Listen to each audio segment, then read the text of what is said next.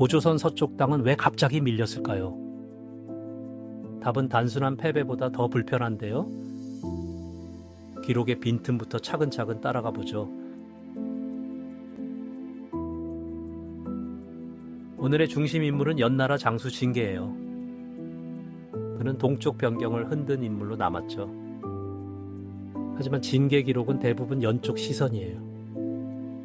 고조선 쪽 목소리는 거의 전해지지 않거든요.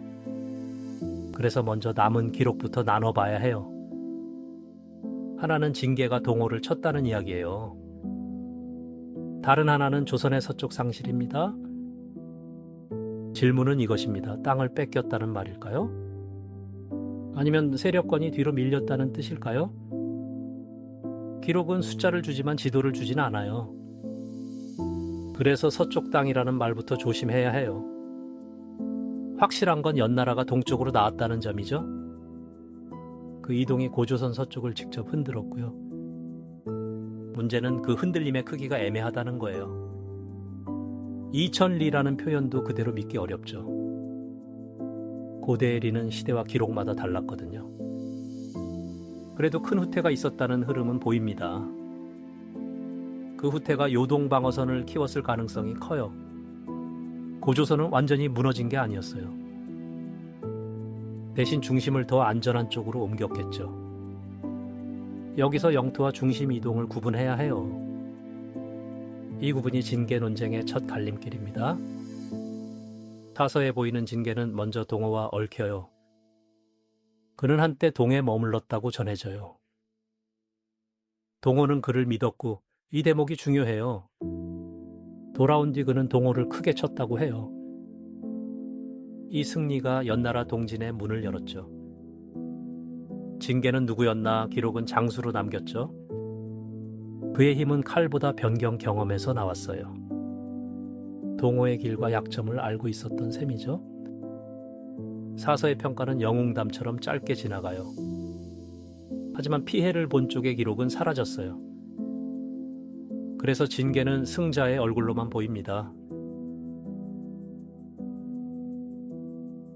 그 얼굴 뒤에는 고조선의 후퇴가 놓였고요. 연나라 입장에선 북방길이 열린 일이었죠. 고조선에겐 서쪽 완충지가 얇아진 일이었어요. 한 장수의 승리가 두 나라엔 달리 보였죠. 그런데 조선 공격 기록은 더 짧습니다. 누가 싸웠고 어디서 막았는지 흐릿해요. 남은 건 진계의 이름과 상실의 결과예요. 이 짧음이 오히려 해석을 어렵게 만들죠. 진계를 보려면은 승리보다 빈칸을 봐야 해요. 이제 연나라가 왜 동쪽을 원했는지 봐요. 전국시대의 나라는 살아남기 위해 넓혔죠. 여는 서쪽 강국들 사이에서 밀릴 수 있었어요. 동쪽은 숨통이자 새 방어 공간이었고요. 그래서 동호를 꺾는 일이 먼저 필요했죠. 동호가 약해지자 길은 요서 쪽으로 뻗었어요. 요서는 고조선 서쪽과 맞닿은 통로였거든요. 그 통로가 열리면 조선도 바로 압박받아요. 고조선은 교역로와 방어선을 함께 봤을 거예요. 서쪽 길을 잃으면 물자와 정보도 늦어져요. 전쟁은 땅만 아니라 길을 빼앗는 일이죠. 이 변화가 서쪽 영토 상실의 배경이에요. 기록은 조선이 서쪽을 잃었다고 전해요.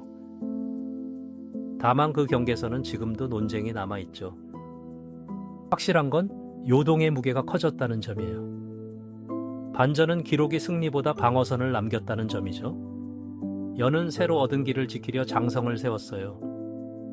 장성은 공격의 끝이 아니라 불안의 표시였죠. 또 상곡, 어양, 우북평 같은 군이 생겨요. 요서와 요동도 이 동쪽 질서에 들어갑니다.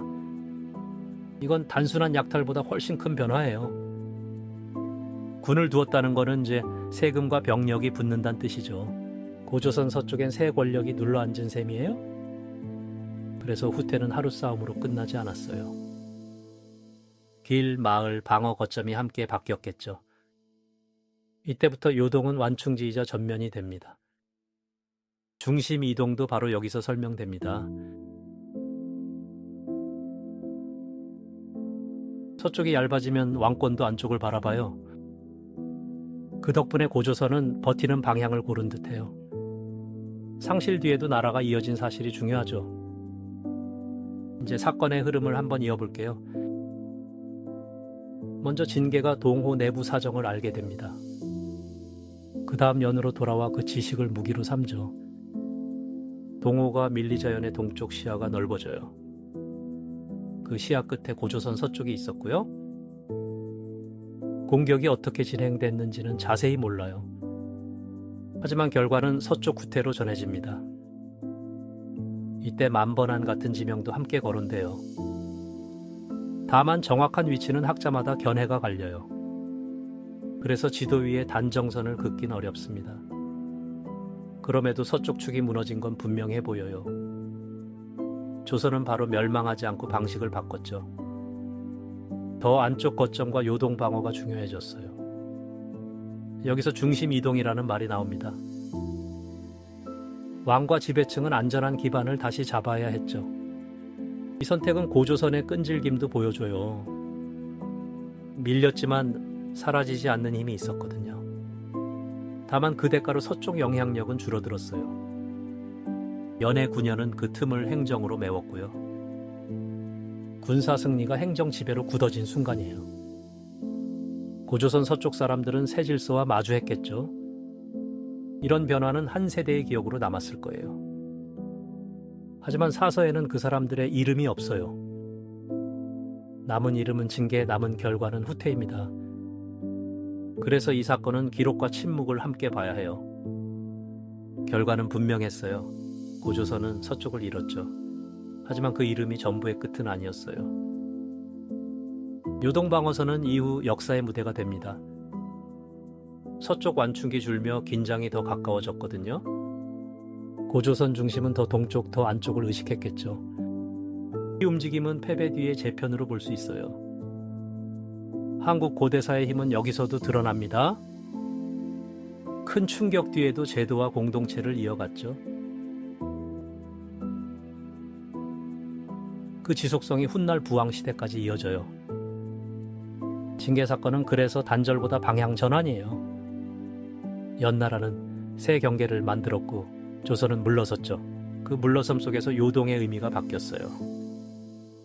예전엔 통로였던 곳이 방패가 된 셈이죠.